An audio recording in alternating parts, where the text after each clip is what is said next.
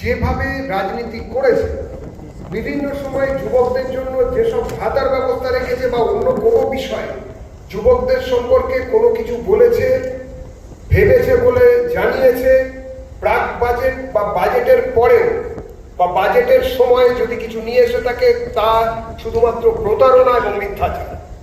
অন্যদিকে ভারতীয় জনতা পার্টি পুরো এই বিষয়ের উপরে চিন্তা করে আমরা যে আমাদের সংকল্পপত্র প্রকাশ করেছিলাম,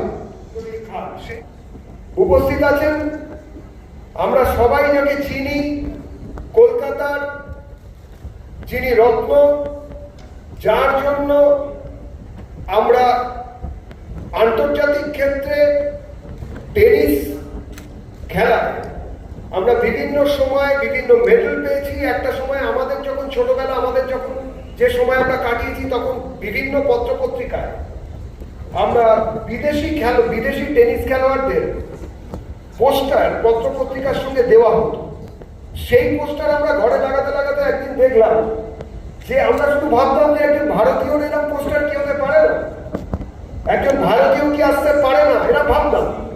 আমরা সব জানতাম, শিখতাম যে four hand, back hand, court কাকে বলে, কত রকমের কোর্ট হয় টেনিসের, ডাবলস কাকে বলে, সিঙ্গলস কাকে বলে, এইসব জিনিস আমরা যখন শিখতাম আমাদের তখন মনে হতো যে আমরা বিভিন্ন সময় আমরা যাচ্ছি।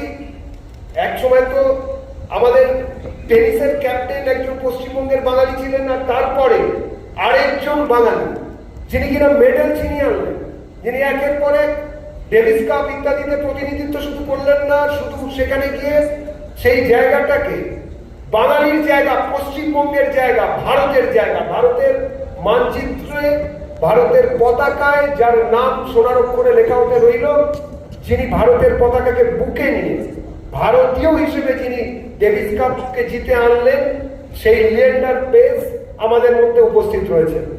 লিয়েন্ডার পেজের গুরুত্ব বাঙালির কাছে শুধু একমাত্র টেনিস খেলোয়াড় হিসেবে নয়, আমরা জানি আমাদের দত্ত কুলোদ্ভব, মধু কবি, মাইকেল মধুসূদন দত্তের চতুর্থ প্রজন্ম আজকে আমাদের মধ্যে বসে আছেন। সেই জন্য আপনাদের মধুকবির তরফ থেকে, বাঙালির তরফ থেকে যারা আজকে এই সাংবাদিক সম্মেলনে এসেছেন, সবাইকে বলতে চাই, দাঁড়াও প্রতিপর, তিষ্ঠ ক্ষণকাল, জন্ম যদি তব এ বঙ্গে। এরপরে আমাদের অতিথি আজকে এসেছেন আমাদের নেতা বিজেন্দ্র সিং। আমরা জানি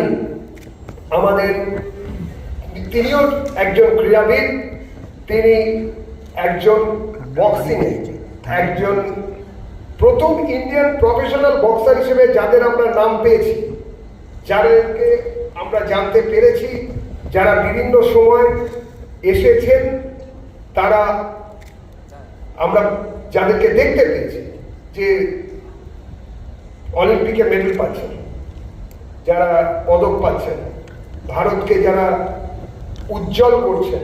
আগে তো মনে হতো যেন পদক শূন্য। আমরা যখন দেখতাম, পৃথ্বীরাজকে অনুরোধ করব বরণ করে নেওয়ার জন্য।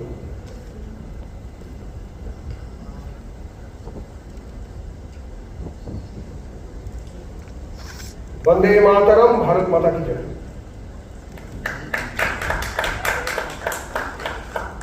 রাজদীপকে অনুরোধ করব, রাজদীপ পালকে অনুরোধ করব লিয়েন্ডার পেজ ভাইকে বরণ করে দেব।